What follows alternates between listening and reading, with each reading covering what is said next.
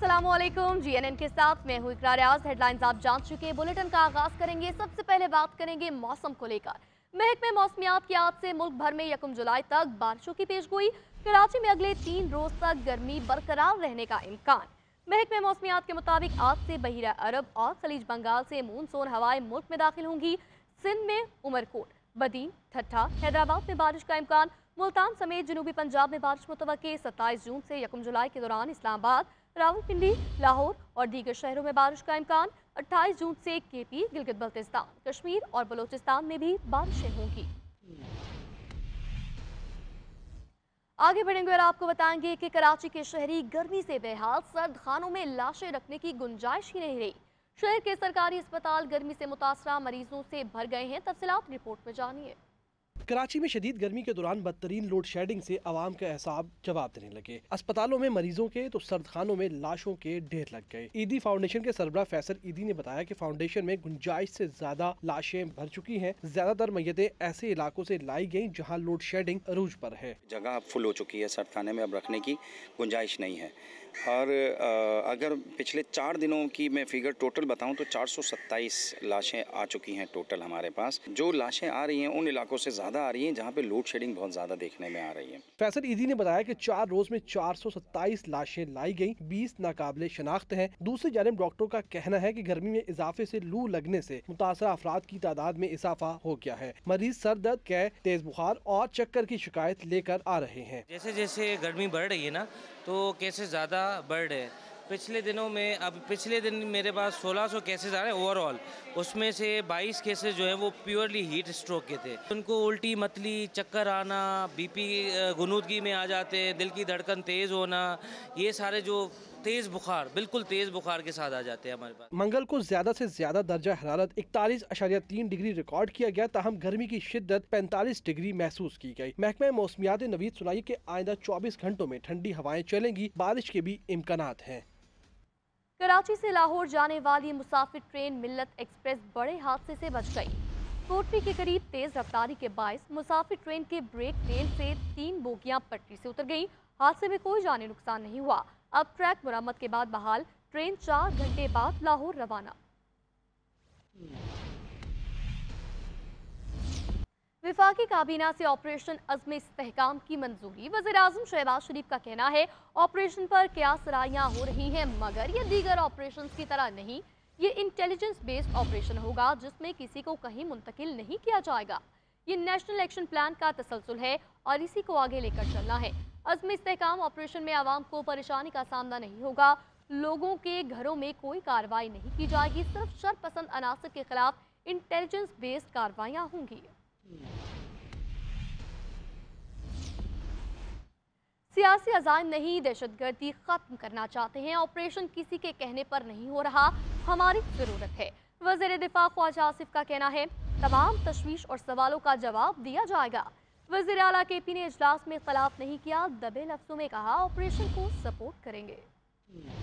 चारों chief minister मौजूद थे, किसी ने मुखालफत नहीं की इस प्लान की। केपी की हुकूमत जो है, मैं वहाँ पे मौजूद था, चीफ मिनिस्टर साहब ने कोई इख्तलाफ नहीं किया, बल्कि उन्होंने दबे लफ्ज़ों में ये कहा है कि हम इसको सपोर्ट करेंगे। JUI या ANP या PTI की तरफ से जो तशवीश का इजहार किया जा रहा है वो उनकी तशवीश को जो है हम ज़रूर एड्रेस करेंगे। ज़रूरत है इस वक्त के तमाम तर अदारे जो हुक्मरान अशराफिया का हिस्सा है, इसमें अदलिया भी है, सबको जो है इसको सपोर्ट करना चाहिए। ये ना हो कि कानून नाफिज करने वाले अदारे कोई एक्शन लेते हैं और उनको अदलिया से रिलीफ मिलनी शुरू हो जाए। सारे अदारे बेनिफिशरी हैं इस वतन अजीज़ से। सिर्फ अफवाज जो है इस वक्त कुर्बानियाँ दे रही हैं, रोज़ाना उनकी शहादतें हो रही हैं। खुदा न खास्ता इसको कंट्रोल ना किया गया, ये पोटेंशियल भी हो सकता है कि ये उन सूबों से निकल के इसका स्पिल ओवर जो है दूसरे सूबों में। तहरीक इंसाफ ने अज़्म इस्तेहकाम के मामले पर कबायली अमायदीन और सियासी कायदीन का जरगा बुला लिया। तमाम सियासी जमातों को मदऊ किया जाएगा। जरगे में करारदाद पास करा के पार्लियामेंट में पेश की जाएगी। अपोजिशन लीडर उमर अयूब का कहना है पाकिस्तान के अवाम पर किसी भी किस्म का ऑपरेशन नामंजूर है। इंटेलिजेंस बेस्ड ऑपरेशन के लिए आपको नेशनल एक्शन प्लान और सिक्योरिटी अपैरेटस को क्यों उसको एक्टिवेट करने की जरूरत, उसकी वजह यह है कि इंटेलिजेंस बेस्ड ऑपरेशन तो आज भी हो रहे हैं, उसके लिए इतना पखंड बनाना, इसके लिए क्या वजह है? नियत है इस मौजूदा हुकूमत की वो ठीक नहीं है। और सीजे साहब से मेरा गिला होगा कि उन्होंने वहाँ पे पूछा कि इन्होंने ये निशान क्यों नहीं लिया। भाई हमें तो आप ही ने, कोर्ट ने ही खत्म हमसे लिया था, तो हम लोग कैसे लेते? दूसरे जस्टिस साहिबान ने उन्होंने सही निशानदेही की है कि ये सारी शरारत या मिसशिफ जड़ जो है ये उस निशान लेने से है। हम लोग उसका उस वक्त भी हमने मुजामत की थी, आज भी करते हैं। साथ ही साथ अवाम की हकूक के तहफ़्फ़ुज़ करते हुए हमने फौजी ऑपरेशन जिसका लफ्ज आया था, हमने उसको मुखालिफत की और हमने कहा पहले से कि कोई भी फैसला हो उसके पैरामीटर ईवान में तय हो। हुकूमत उस पे भी कचहचाट की शिकार है, क्लैरिटी दे रही है, ये बेकअप कर रही है, लेकिन ये मुल्क इस्तेहकाम के लिए ऑपरेशन का मुतहम्मिल नहीं हो सकता। ये दो अलग अलग चीजें हैं। Welcome back. आगे बढ़ेंगे और आपको बताएंगे बजट के हवाले से कि हमें मजबूरी में IMF की शराइत पर बजट बनाना पड़ा। अगर आज IMF का जवाब आ गया तो बहुत जल्द खुशखबरी मिलेगी। वज़ीर-ए-आज़म शहबाज शरीफ का कौमी असम्बली में खिताब, कहा PWD में बंदरबांट होती है, इसके खात्मे का ऐलान हो चुका। ईवान में डाउन साइजिंग की लिस्ट भी पेश करेंगे। हमारी हुकूमत ने जनूबी पंजाब का बजट ज्यादा रखा।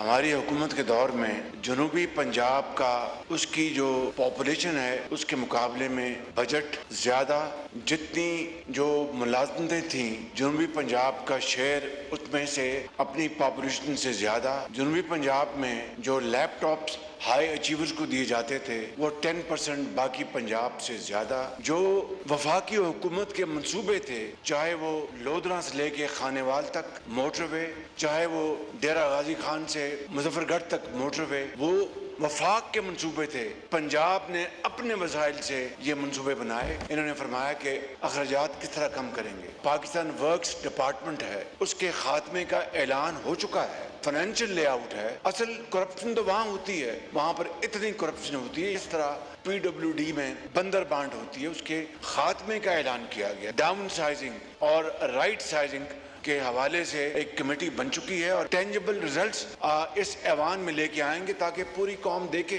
कि किस तरह अखराजात में कमी की जाए। चेयरमैन पीपल्स पार्टी बिलावल भुट्टो ने कौमी असम्बली में इज़हार ख्याल करते हुए कहा कि नैब और मईशत एक साथ नहीं चल सकते। हमने नैब को ख़त्म करना है। सियासत आगे बढ़ाने के लिए एक दूसरे को जेल भेजने की ज़रूरत नहीं। नैब को सियासी मकासद के लिए इस्तेमाल किया गया। PTI दौर में बाज़ बार डॉक्टर आइन के नाम पर ऑपोजिशन निशाने पर थी। नेशनल इकोनॉमिक चार्टर बनाना है तो सबसे मशवरा करना होगा। हुकूमत और ऑपोजिशन बेंचों पर बैठे दोस्तों को भी हमसे बात करना होगी। इस बजट में ये फैसला लिया गया है कि देखते हैं हम कैसे और अपने किसानों पे बोझ डाल सकते। अनफॉर्चुनेटली जनाब स्पीकर, हमने एक टिपिकल ब्यूरोक्रेटिक अप्रोच रखा है कि यार ये तो एक ही सेक्टर है जहाँ ग्रोथ हो रहा है तो मजीद टैक्स लगाते हैं। जो पिछला हुकूमत था उनका पूरा जोर ये था कि नैब हो, FIA हो या जो भी हो, ये इन टूल्स को इस्तेमाल किया जाए ताकि हम अपना टारगेट्स को मीट कर सकें। जहाँ वो कामयाब हुए नाकाम हुए जनाब स्पीकर, अगर ये हुकूमत वही तरीक़ेकार अपनाएगा वो भी नाकाम रहेगा। हम सब जानते हैं कि नैब और पाकिस्तान की मीशत साथ साथ नहीं चल सकती। तो हम सियासतदान हैं, ऑपोजिशन भी सियासतदान है, हम देख लेंगे। जो ब्यूरोक्रेट है उनका कलम वो नीचे रख देता है। वो क्यों किसी एक साइन की वजह से सियासी बुनियादों में नैब में फंसे। और जो बिजनेसमैन है वो तो बड़े डरपोक होते हैं जनाब स्पीकर, वो तो भाग जाते हैं। तो ये हम सब की मंशूर में मौजूद है। मेरा तो कब से, आजकल तो आपके मंशूर में भी है कि हमने नैब को खत्म करना। अगर किसी कौमी मफाद की वजह से आप आजकल इस पे अमल नहीं कर सकते तो मैं रिक्वेस्ट करूंगा कि कम पब्लिक प्राइवेट पार्टनरशिप्स को आप नैब से एग्जेम्प्ट करवा दे, जैसे आपने SIFC के मंसूबे को एग्जेम्प्ट करवा। बजट के नकात पर अमल दरामद का आगाज कर दिया। टैक्स टू GDP को 13% तक बढ़ाने के लिए पुरज़म है। FBR की डिजिटलाइजेशन का अमल तेज किया जा रहा है। कीमतों में बिगाड़ पैदा करने वाली सब्सिडी का खात्मा किया जाएगा। PIA की निजकारी के अमल को आगे बढ़ाया गया है। वज़ीर ख़जाना का कौमी असम्बली में इज़हार ख्याल, कहा वक्त आ गया है कि ताजिर दो स्कीम का हिस्सा ना बनने वालों के खिलाफ कार्रवाई की जाए। बजट 2024-25 की बुनियाद वो होम ग्रोन रिफॉर्म प्लान है जिसके जरिए हुकूमत मुल्क को देरीना मुआशी मसाइल से निकालना चाहती है। इसके लिए स्ट्रक्चरल रिफॉर्म्स इंतहाई अहम है। FBR की डिजिटलाइजेशन के अमल को तेज किया जा रहा है। PIA की निजकारी के अमल को तेजी से आगे बढ़ाया गया है। Targeted social protection system, income tax के हवाले से सिम ब्लॉक करने और गैर मुल्की सफर पर पाबंदी जैसे इकदामात पर अमल दरामद से पहले नॉन फाइलर्स को पर्सनल हियरिंग का मौका दिया जाएगा। ये वो सब तजावीज हैं जिनको इंतहाई संजीदगी से हम रिव्यू कर रहे हैं। नेशनल सिक्योरिटी हमारी अहम तरीन तरजीह है। यही वजह है कि तमाम तर माली मुश्किलात के बावजूद हुकूमत अपनी मुसल्लह अफवाज को जरूरी वसाइल की फरहमी को यकीनी बनाएगी। सिलसिले में किसी रुकावट को आड़े नहीं आने देंगे। मुल्क में सरमायाकारी को फरोग देने के लिए इकदामात पर जोर दिया है, जिनमें CPEC फेज 2 पर अमल दरामद को तेज करना सरे फहरिस्त है। हुकूमत एक जामे मंसूबे के जरिए चीनी माहिरीन की सिक्योरिटी को यकीनी बना रही है। वजीर आजम साहब और SIFC की बदौलत दोस्त ममालिक खसूसन सऊदी अरब और मुत्तहदा अरब इमारत की जानिब से पाकिस्तान में सरमायाकारी में मुस्बत पेशरफ्त हुई है। मैं तमाम अरकान असम्बली को ये यकीन दहानी करवाना चाहता हूँ कि महंगाई में कमी हुकूमत की अव्वलीन तरजीहात में से है। पहले दिन से कह रहा हूं कि उम्मीदवारों को PTI में रहना चाहिए था। हमने तो नहीं कहा था कि सुन्नी इत्तेहाद में शामिल हो जाए। चीफ जस्टिस काजी फाइज ईसा के मखसूस नशिस्तों के केस में रिमार्क्स। कहा, जजेस का काम किसी को फरीक बनाना या बिगाड़ना केस को नहीं होता। तरीके इंसाफ केस में फरीक है ना कोई मुंतखब नुमाइंदा। अगर मखसूस नशिस्तों की फहरिस्त नहीं दी गई तो असरात तो होंगे। समझ नहीं आती क्यों इंट्रा पार्टी इलेक्शन नहीं कराते।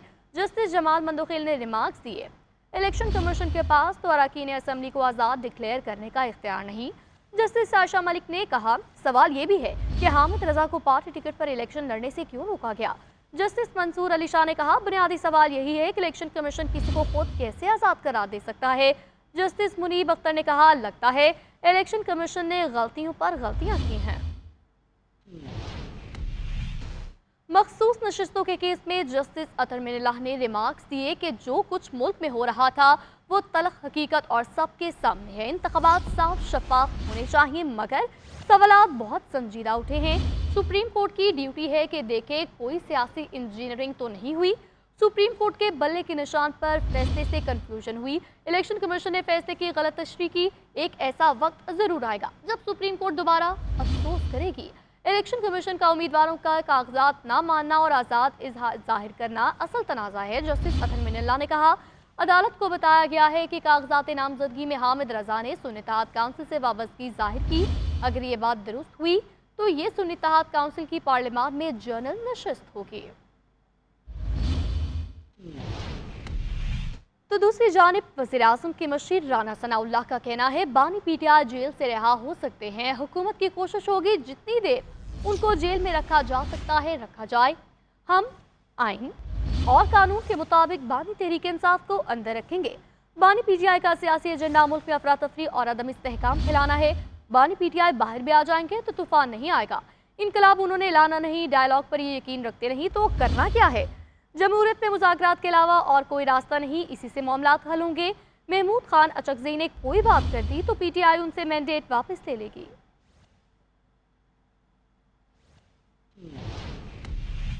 इद्दत में निकाह के केस में बानी PTI और बुशरा बीबी की सजा मुअत्तल होगी या नहीं। अदालत 27 जून को महफूज फैसला सुनाएगी। एडिशनल सेशन जज मोहम्मद अफजल मजोका ने मरकजी अपील पर समाअत 2 जुलाई तक मुलतवी कर दी।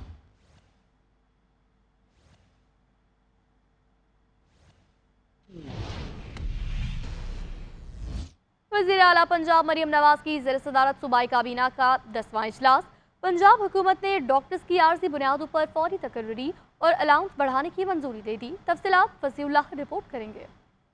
वज़ीर आला मरियम नवाज की ज़ेर सदारत सूबाई काबीना का 10वां इजलास हुआ। इजलास में 56 नुकाती एजेंडे पर गौर किया गया। इजलास में दूर दराज इलाकों में डॉक्टरों की आर्जी बुनियादों पर फौरी तकर्री और डॉक्टर्स के लिए अलाउंस बढ़ाने की मंजूरी दी गई। काबीना ने 3 तलबा को इलेक्ट्रिक बाइक देने के लिए तरीकाकार की मंजूरी दी। इजलास में रिटायरमेंट के बाद मुलाजमीन के सरकारी घर के अलॉटमेंट में तोसी न करने का फैसला किया गया। महकमा हायर एजुकेशन और स्कूल एजुकेशन में इंतजामी अफसरों की तैनाती के लिए IT स्क्रीनिंग टेस्ट पास करना होगा। उम्मीदवार को तहरीरी इम्तिहान और इंटरव्यू के बाद नफसियाती टेस्ट भी पास करना होगा। इजलास में पंजाब ड्रग्स रूल्स 2007 में तरमीम की भी मंजूरी दी गई। लाइसेंस के इजरा से पहले फार्मेसी की इंस्पेक्शन का इख्तियार हुकूमत को दोबारा हासिल होगा। Mobile app taxi service company और निजी गाड़ियों को रेगुलेट करने के लिए सूबाई मोटर व्हीकल ऑर्डिनेंस 1965 में तरमीम की मंजूरी दी गई। इजलास में वज़ीर आला ने मोटरसाइकिल फिटनेस सर्टिफिकेट का तरीकाकार आसान बनाने की हिदायत की।